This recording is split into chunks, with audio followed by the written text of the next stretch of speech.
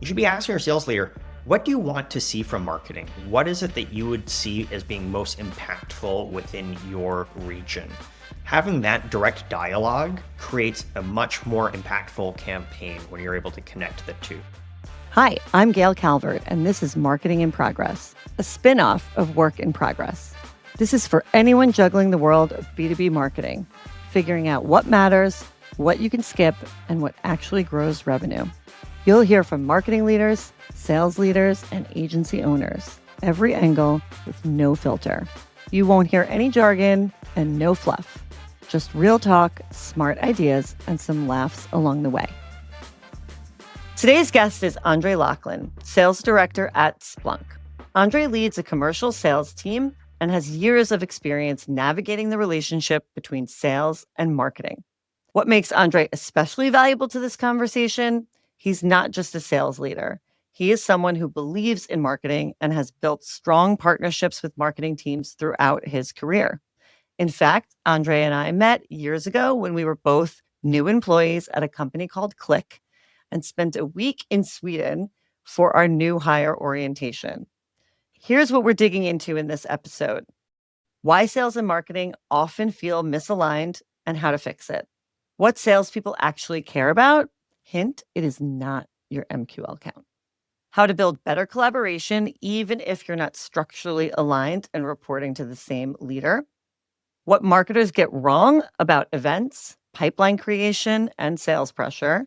Plus, 3 questions you can take back to your sales team this week to get closer alignment. And yes, we even tackle the AI personalization problem and why more tech isn't always the answer. Andre, welcome. Thank you so much for being on Marketing in Progress. We're a pretty new show, so I appreciate your faith in me. Thank you, Gail. It's a pleasure to be here. Sounds like an exciting, fantastic topic. And after a week together in Sweden, I will spend any amount of time with you. That's a good sign. That's a good testament. Like, I didn't drive you away. That's great. It's been 10 years since then, so absence does make the heart grow fonder, but I'm here happily. So what we're going to talk about now is what marketers can do even if they're not structurally aligned, right? Because in some organizations, marketing and sales all report up to the same leader. That kind of forces alignment, but that's not always the case. So let's say a marketing leader who's listening agrees that they want to have closer alignment with their sales team, but their organization isn't structured that way. You've dealt with that. So, what can he or she do if they're not structurally aligned and sort of forced to engage with the sales team? Yeah, fantastic question. Kind of complex and tough. It's obviously much easier if it's a top-down. Everyone reports to, say, the chief revenue officer, for example, and there's direct alignment in terms of how to go to market together. Where it becomes more challenging is if you have different reporting hierarchies, and where I ultimately see success and where we've kind of broken down barriers between those two is where you're able to have an actual cadence with your peer on the marketing and sales side. So we always talk about selling being a team sport, and we talk about the village, everyone that supports us, whether that's engineers, whether that be marketing, finance, legal. If you have direct correspondence and you're able to have one-off weekly meetings, in some cases bi-weekly, we like to do weekly with marketing to make sure that our priorities are staying aligned, because sometimes we're measured on different things. But like a Venn diagram, there's of course overlap in the middle, and having some type of sync where you're able to talk about this is what we need within our specific region, for example, is going to go a lot further than staying siloed. So my advice and where we've seen success is when you have silos, break them down, reach across the fence, schedule a cadence with your peer so you know what's important to them. And then it becomes much more of a win-win type scenario. And we're working collaboratively as a team for this specific region rather than I'm working for sales and you're working for marketing. It's a really good point. I like that you're creating the structure that might not be there already. What if you're not getting that cooperation from sales leadership, or they really want to have those meetings and do that alignment, but sales is, we're busy, it's quarter end, it's month end, right? Is there anything you can mention that would incentivize a salesperson to make a little time? We often talk to sales or talk about sales reps kind of being like a CEO of their territory. They run it, and we have a plethora of resources similar to that village that I was mentioning. If you can position yourself as a value add to that salesperson, hey, I want to help you guys find more sales qualified pipeline. I want to help you find more real opportunities. It's really important that we stay in sync. So it's almost saying, I'm here to help you. In order for me to do that, I need to have some of your time. 15, 30 minutes a week is all that we're asking. And then this kind of ties into like in person events. In order for me to be able to serve your team, our team collectively better, I need to understand what's top of mind, any upcoming events that maybe aren't on our radar, for example. That becomes really important. Sell yourself to the seller. What is it that you can add in terms of assisting them or helping them, of like revenue or pipeline? Those are the two biggest things that are going to perk up the ears of a seller. So if you say, I can help you in these areas, we need to have a conversation to make sure we stay aligned. I'd be shocked if there was a seller that said, sorry, I don't have time for that conversation. If they are not willing to collaborate with a marketing individual who wants to work with them, that would be a big red flag. Yeah, that's really great. So to sum it up, say the words pipeline and revenue, and you should get that seller's attention. And to your point, if that doesn't work, this is probably not a seller that you need to be investing time to align with, right? Exactly. And kind of like the same way when we sell, if we're working with, say, a champion or someone who's not really giving us the time of day, we are not afraid to go higher. Either you or your manager can escalate it and say, like, look, I'm trying to assist. We're not really getting the kind of engagement that we need to be effective. I don't think many sales leaders would like to hear that their team is not proactively working with marketing. So that would be a huge miss. Okay, that's really good advice. Yeah. What does that 15 or 30-minute meeting look like? Because I thought 15 minutes, that's amazing. Yes. What are you accomplishing in 15 minutes and how are you doing it in 15 minutes? We basically do a very quick overview in terms of what new corporate marketing events are coming up on the horizon. Are there road shows? What kind of trade events that I should be making sure that my team is aware of to drive attendance? So that only really takes like 5 minutes. The other 10 minutes is looking at what kind of opportunities or funnel were created by the team that were marketing sourced.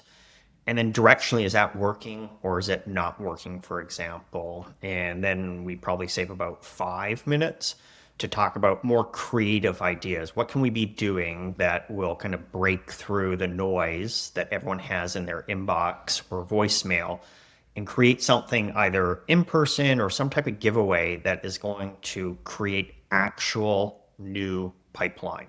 So that would be a very short 15 minutes. To be clear, mine are usually 30 minutes a week. But in terms of if you want to kind of bang this out and make an easy ask for someone, you could absolutely accomplish it in 15 minutes. Yeah, no small talk. I'm not good at that, Andre. I'm just not. I Right to the just point. Yeah. No, but I'm with you. I find too, like, look, 30 minutes, people can give 30 minutes. Once you go over 30, it starts to get a little like, are we really being productive? But that makes a lot of sense. So, what is one thing that you wish more marketers knew about the job of sales? For me, it would be that, and it probably comes back to how do we find synergy between the two? I get measured on the amount of pipeline that I have, but it's ultimately the measure of most sellers is how much revenue are we closing? So that goes back to the old kind of quantity versus quality conversation. I want opportunities, I want pipeline that I know has a higher likelihood of actually converting. So sometimes where I see a disconnect as marketing is saying, look how much pipeline we've created. We don't understand why sales is struggling or we don't understand why sales isn't happy. That's fantastic, but none of that pipeline is progressing past the first call, for example. So where I would like to see a higher level of synergy between the two, and this is no fault of a marketer, is how do we tie both compensation, both metrics to a similar goal, which is ultimately closed won revenue. I don't care where that closed won revenue comes from, whether it's from marketing, whether it's from my sales rep. All I care about is that we're closing revenue. So I'd like to make sure that marketing is similar, that when they're creating pipeline, their highest goal is not the amount of pipeline they create, but rather how much of that actually converts to closed won. Yeah, and so if someone's listening now and they're in an organization where they're not structurally aligned, they want to create pipeline, but like you said, quality pipeline, are there any questions they should ask sales to get that answer? Absolutely. So when you have your weekly or bi-weekly sync, you're talking for 15, 30 minutes.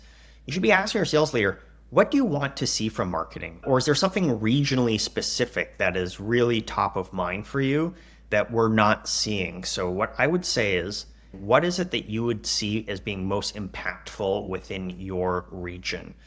I don't love when we hear about events that have nothing to do with what we care about. Instead, I like where we get to involve and say, hey, we've got a budget. What kind of event would you like to create? In person, virtual? Is it a webinar? Having that direct dialogue creates a much more impactful campaign when you're able to connect the two. So that's my kind of biggest takeaway is if you're meeting consistently, make that ask of your sales team. What would you like to see in terms of pipeline that we're creating? Where is it that you're seeing quality, for example? Okay, now I'm going to play devil's advocate, Andre. I've been in these scenarios as well, right? Where you've got the salespeople who always come. It's always the same people that come to marketing and they want money, they want budget, they want some sort of event, right? And there may not be that ROI. I mean, have you ever met a seller who kind of really wanted to go to a conference because maybe they wanted a week in Vegas? I know that's not you. I know that you are you are strategic, but not every seller is strategic, just like not every marketer is strategic, right? And so any advice for marketers on how they can educate sales, right? And maybe try to avoid those situations? Absolutely. So this kind of goes to the scarcity versus abundance mindset. We have a lot of resources. The one finite resource is time. So it's saying, do you want to be investing not just money, but your time into an event that doesn't yield results? And you can kind of share some data with them. Back to our click days, everything's a data powered conversation. Have a conversation around, hey, the reason we don't typically sponsor these events is because we don't see anything in terms of X, Y, or Z. Can you help me understand why you feel that this conference would be different from what we have historically seen? So it's fair to respectfully challenge and say, what's different about this one versus the ones that we've seen in the past that have not yielded results? And remind them that in terms of marketing, it's not just a one-to-one mapping. It's not just we're going to do something specifically for you. It has to be how do we tie this to a whole region? So quite often, someone on my team will have an ask. There's an event happening. We will then turn it into a broader conversation where how can the whole team leverage this, for example? So my thought is how do you scale one ask to is this something that would benefit the team or the region? So get that seller to think bigger. Okay, awesome. And like we've spoken in the past, you've mentioned some marketing events or just strategies that are really helpful to you and your sellers. Can you mention a few? Yeah, so there's a lot of kind of like Zoom, WebEx fatigue over the years.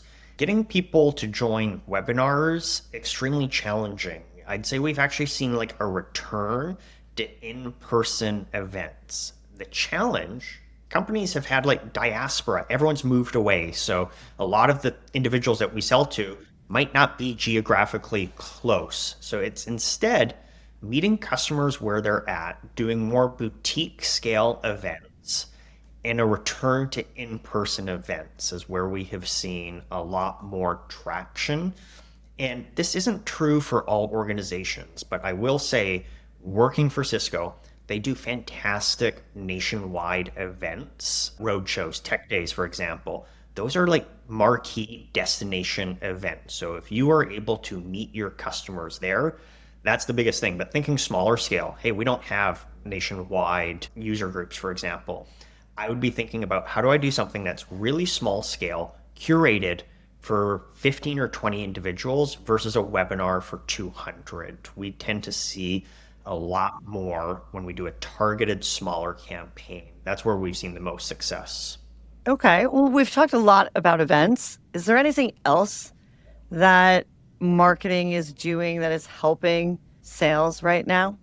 Yeah, we've seen a real uptick in terms of creating a draw, something to pull people in. So getting leads via things like handing out sunglasses, for example. If you join this webinar, you're going to get a pair of Ray-Bans at the end or Nike shoes. Doing things that have like a tangible physical kind of gift component to it gets a lot of people to have conversations. And currently, my pipeline, we've got 2 or 3 opportunities that came from marketing, which we have not historically seen in the past. So I will say, I'm not sure if that's economy, I'm not sure what it is, but there seems to be a real interest as it relates to people getting some sort of swag, meaningful swag, not $5, not $10 Uber gift card, but meaningful, $100, $200 type gifts. Those are going a long way in terms of creating actual conversations for us. And then it's incumbent upon the sales team and our engineers and the rest of the village to take the opportunity from there. But I have to give a strong shout out to our marketing team leaning into this area of kind of gift giving to get opportunities. It's been a game changer. So is this a raffle, or if you attend, everybody gets a pair of Nikes? If you attend and you attend the entire thing and then come to a follow-up meeting, then you get, 250 pair of Nikes, which is Wow. obviously, yeah, it's impactful. I mean, I'll go. When do you want to meet with me, Andre? Exactly. So the only caveat is it's like limited, at either 100 people or 200 people, so it doesn't totally blow out. But it's been really impactful and kind of back to the whole like finite time. Everyone is scarce as it relates to time. There's got to be something in it valuable that an individual says, yes, it's worth it. And a gift of that dollar value tends to perk people's ears. Everyone that we're selling to, I'm sure everyone that you're selling to, making a fair bit of money, dangling a $20 gift card for a lunch, probably not going to move the needle in terms of someone who wants to actually talk to you. Give something that's interesting, that is going to get you a stronger response. So gifts, gifts, gifts, gifts. It is. And I feel horrible saying that, but it is where we've been having internal conversations, and it's very compelling the response rate that we're getting versus what we've seen in other areas. Right. No, I love that. I'm sitting here, I'm a business owner thinking, I got to get some budget together to get some Nikes out there, right, for my own sales Exactly. efforts. What are you seeing as like really impactful campaigns that are generating both like quality opportunities as we've described? This might sound cliche, but we work with a lot of companies that are not as large as Cisco, Splunk, right? So getting to the root of the messaging that actually resonates with your buyer is actually where we see the most improvement ratio, right? So the more you invest in ensuring that your messaging is actually right for your buyer, the better return you have on your marketing efforts to build pipeline. So I'll get to that in a second. It's actually unbelievable. It does really surprise me how many companies are going out with messaging that they've never tested or they tested years ago, right? And everything is changing so quickly right now, not just in the way that we work, but in the way that people buy and how they're incentivized to buy, right? We're all buyers, even if it's B2B or B2C. Everything is changing so quickly. And so your messaging and how you are presenting the problem that you solve is so critical. And there are still so many software companies pushing features and functions and not that value and solving a problem. From a campaign, from a pipeline perspective, definitely seeing events being much more critical. Again, I agree, people are lonely. People want to get out there and meet people and do things again. Challenging, of course, to have the budget to be able to do all of those things. So, what we see, I'm curious how this works in your experience with the marketers you work with, is that when you do an event, it's everything you actually do before and after that matter almost more than what you're doing at the event itself. And it's astounding how much money companies spend on events without ensuring that they've got marketing wrapped around that event. They're like, well, we paid for the passes and we sponsored and our logo is out there. So, like, we should be getting a ton of pipeline, right? Are you seeing anything there? Like, what's best practice for marketers that are focusing on events like you talked about? Of the events that we do, 50% of the opportunities we get are from people who didn't even go. It was the pre and post follow up that engaged them. So it's making sure that you've got enough of a runway for in-person events for teams to actually have the ability to go get T&E budget to attend. So first of all, you need to be announcing these like 3-6 months in advance before you do it, and a drip campaign in terms of making sure that people are attending and not blasting out just actual, copy that doesn't resonate. And this is where you can work with sales. Take an invite and tailor it to the use case of that person's customer. So rather than just sending it to the customer, ask the sales rep who covers that account, hey, do you want to send these invites? Because we'd like to rewrite it in a way that we know is impactful for that customer, their use case. Just saying, hey, we've got an event on security doesn't really matter if that's not the use case of the customer that you're talking to. So tailoring it, and that's where you can partner with sales, have the sales rep send the note, for example, ample runway beforehand, and then follow up afterwards, continuing. We know you need to follow up 5, 10, 15 times to actually get a conversion quite often in terms of a conversation. So working with either the BDR, SDR, or the sales rep, you have to view it as like a marathon. It's not a one-time event and it's over. It's kind of like the tip of the iceberg. The event itself is probably 10%. It's the 90% before and after where it is impactful of whether or not someone is even aware of the event. And if they don't attend, they still want to talk to you because the content was like, this is something that I'm sad to have missed. I need to be talking to you to learn more. I want you to say something you just said one more time because it's so important. You mentioned the number of touches it typically takes before somebody takes an action. What's that number? We see like 15. I said 5 or 10, but really it's like 15 plus. We have some of our BDRs reach out 17 touch sequences, and it's on the 15th, 19th touch that someone gets back. There are tools to help automate that, but you still have to be personal in terms of how you do it as well. So staying top of mind, making sure you use voicemail, for example, but you're almost building a relationship or having a conversation with someone over voicemail or email. You are chatting with someone who is not responding, but you are continuing to nurture that relationship. And we do see that it becomes, hey, it wasn't relevant 2 months ago, but I do have the time. And now I'm feeling the pain of that particular issue. Let me follow up. So you kind of become someone that they know you are a domain expert in that area. I just love this because you just said pretend you're having a conversation, even if they're not responding. I see it for myself. I'm sold to all the time as a founder, CEO of a company. And there are people's names, I've never met them. I haven't even opened their emails, but I know their name because they are regularly having a conversation with me, even though I'm not answering. But you're correct, because at some point when I need that thing, I'm like, oh, that guy's been emailing me for 2 years. And then all of a sudden I buy. I have done that. So I'm so glad you said that, because even me, I say 5 to 7 touches, and we do a lot of email nurture campaigns for clients and for ourselves that are 5 to 7 touches. So I'm excited to now be like, guys, it's 17 to 19 touches. There's like many kind of reports or studies in terms of the number of touches, and it is mind-blowing in terms of how many. Not everyone is a voicemail or an email, for example. There's multi-prong approach about it, but suffice it to say, sending a couple of emails and one voicemail saying, hey, I never heard from them, is not going to be an effective strategy to actually break through to individuals. Okay, I have so many questions and we're going to run out of time.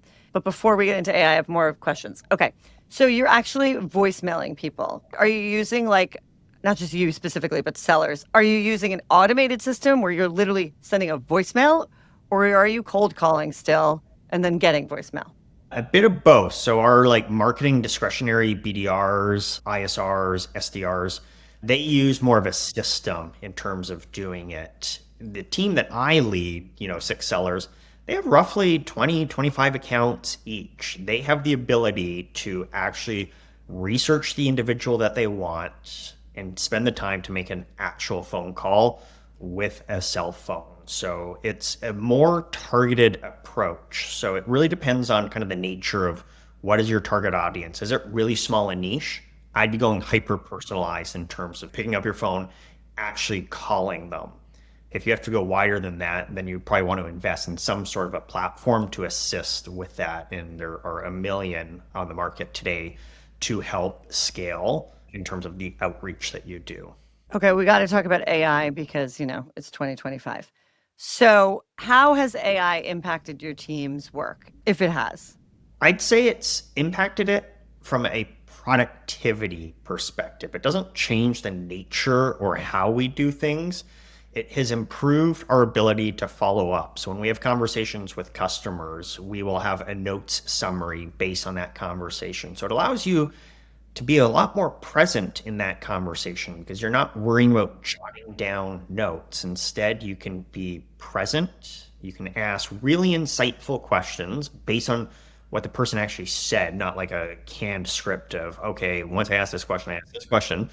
You're able to be thoughtful in terms of the response that someone gives you and asking a question that earns the right to have another conversation with them. And then, more importantly, at the end, you've got a great summary of notes, and it can help you in terms of capturing action items and sharing that back via an email to make sure that everyone stays on the same page. It's been a game changer. And it's really good if I can't join a call. Someone on my team, I can see the notes after so I can understand what happened. Are there any action items for me to reach out to an executive at the customer or an executive internally if we need a resource, for example? So it does a really effective job of keeping everyone on the same page. Back to that earlier point of like selling as a team sport, you need the entire ecosystem that supports you to understand the opportunity. AI is fantastic from a note capturing perspective. I 100% agree. Then you can share that with your manager, or like if you need coaching, it's always good. I do this with my team as well. Like I'll listen to a call with a client that they might be having a challenge with and say, well, maybe we could think about it this way or that way. And if you're just getting somebody's notes, that's hard to do. I remember being junior and you're taking notes and there's acronyms and you're like, what does that mean? And you're trying to remember everything and look up things all at the same time. And I don't do anything without my AI transcription friend, right? In meetings because of exactly that. Like you want to be asking thoughtful questions, not worrying about the latest acronym. Exactly. And kind of to the point we were saying in terms of people are tired of email, they're tired of virtual events, they want real live human connections. You need to be present. And if you're scribbling things down, you look distracted, that's probably not going to resonate with the individual. What about AI powered personalization? I know my inbox has only gotten more full since the dawn of AI. How are you finding success like cutting through now that there is so much personalization available via AI, even though, like you and I talked about, that's not really actually personalization. It's just sort of AI scraping or name personalization. My team has not seen success in that. We've done the opposite, which is you have 20, 25 accounts. Take the time to do research. You can use AI to do that research, but you should really be crafting your own emails. You should be coming up with something that would you read this back and say, yes, there's a call to action that is relevant. We're not using AI to write those messages for us. I'd rather the team take the time to curate the correct information with the right value prop to the pain point that that individual is likely experiencing. Much more of a targeted approach versus a how do I scale this to everybody, because we haven't seen success in that. Call me old school, but I'm just not there yet. So, well, I think there's a reason that the old school thing works because some of this stuff, you can't revolutionize with technology. I mean, I can tell you just again from my own personal experience doing our own sales for myself, we actually research the person. Like go online and find out as much as you can about the person ourselves with our brains and craft messages. Because if you're having AI do that work for you, it's typically a little off. It's never sort of exactly correct. And you're also just not learning, right? Our brains need to process this information and learn if you're going to be a good seller. But at the end of the day, what is a good seller? That is a problem solver. So the more you know and understand what problems you are solving, the better you can do, in the sales arena. I just think we're all challenged with, like we said, getting the time and getting the attention. Exactly. And we're still at the point where people buy from people. They don't buy from AI bots. So making sure that you're authentic to yourself and the messaging you send when that person eventually meets with you, that they're congruent, is extremely important. And I think there is still a market for authenticity. Okay, amazing. Now I'm going to put you on the spot. Ooh, fun. What is the most unhinged thing you have done to get a meeting? I can't take credit for this, but when I started at my previous company, Click, someone used to send pineapples to Yes. executives to get their attention, and it worked. Like the CEO of Ford or the CIO of Ford. I can't remember the rationale for pineapples, but again, gifts get through. I don't know if security wise, like sending fruit these days would be kosher, but it worked, and she got the largest number of opportunities. No, that's what I mean. And I love that you said that because I use that example, Andre, with my team. I'm always like, guys, let's think out of the box. We could send a pineapple because I remember the story from when we were both at Click. I'm like, genius. You just need to cut through. So I'll share the most unhinged thing that I have done to get a meeting is pretending I was in a city already so that I could have a meeting when I was only flying out there to meet with that person. Right. So it's like, oh, hey, I'm actually going to be in San Francisco next week. Would you, have time for lunch? And then I flew out just to have lunch and have that meeting. Was it a successful meeting? Was it worth the flight, hopefully? Yes, because you need the meeting. You need the meeting. I describe this to my team often. I'm like, build it and they will come. So we talk about wanting to do on sites. Like we sell remotely. So we say, hey, we want you to spend time with our customers. And it's like, oh, it's really hard to get all of these customers together. Just tell them, hey, I'm going to be in town this week. When are you free? So to your point, you just create a trip. And then people are like, oh, shoot, I should meet with you. That someone took the time to come. The least I can do is have them to my office for half an hour or let them take me for lunch or dinner. So I love that story. But yes, we still employ it. It's like, build it, build the trip, and they will come. Exactly. All right. I'm going to plan my next trip. Let's see. What meeting do I want next week, Andre? I plan a trip. Do you have any stories? Have you been in any meetings that either it went like so sideways or it was scary or something embarrassing happened? Let's give some real like behind the scenes here to what it's like to be a salesperson. I think of demos gone sideways. So this was at Click actually. We were working on a large six-figure transaction, and it was all but done. At that point, we had to just do a CTO level presentation to show them the solution and the results of a proof of concept to show them, hey, this is what we did in your environment, and this is how it's going to work. So now we need you to approve that purchase order.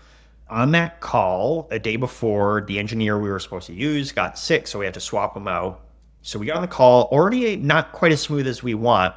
The demo environment that we went to show based on all of their data wasn't working. So we were given one shot to meet this individual, and it didn't work. And we're talking, my boss was on that call. We looked really amateur when we were asking for a six-figure transaction. And that one still haunts me to this day. We were able to pivot and recover. We recorded a video of it. We sent it to them later. There is nothing like kind of falling flat when the moment is yours. And that one, so now we do so much like that one. It's like you touch a stove and you burn yourself. You never want to do that again.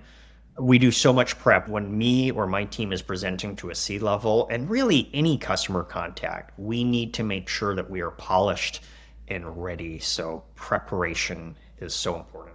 We've all been in situations where you're just sweating and you don't know what to do and how to get out of it. And then, like you said, yeah, you never forget those moments and you learn from them and nobody dies. So it's okay. If anybody Exactly. listening has an experience like this, it's okay. I have a question that I ask every guest on my in progress shows. Are you coffee or tea? Coffee, Hot or cold? hot. Do you have like a special coffee? Like, how do you take your coffee? This is a really like people are opinionated. Oh, interesting. Yeah. I try to limit my caffeine. I've noticed I've developed a dependency, and if I don't have it, I get a head splitting headache. So I don't want to have too much. So I let myself have one cup of coffee a day in the morning with just a splash of milk. And that's it. Once that coffee's done, I don't get to refill it. Okay. I'm with you. I just have one cup of coffee in the morning. That's it. What's your hype song? Really into Chappell Roan lately. She goes after a younger female demographic, and yet it speaks to me. So, yeah. Andre, whatever speaks to you, it's all good. All What's good. yours? I have so many. Oh my gosh. I have so many. Trust Fall by Pink. Yes. Might be a little cheesy, but like it couldn't be more accurate because when I really need to get pumped up to do something scary, it is literally the lyrics, right? Like you got to just take the Yeah. leap. That one works really well for me. I also am a big fan of the 90s hip hop. Lots of explicit language and yeah, embarrassing dancing. Regulate. Okay. Big fan of Tupac. You've got a catalog. I do. I have a whole catalog. Well, and every guest I ask, so then I'm getting so many great suggestions. So we actually have a work in progress playlist. We'll add some to it. Yeah, you're not listening? You should start listening. I will. Thank you.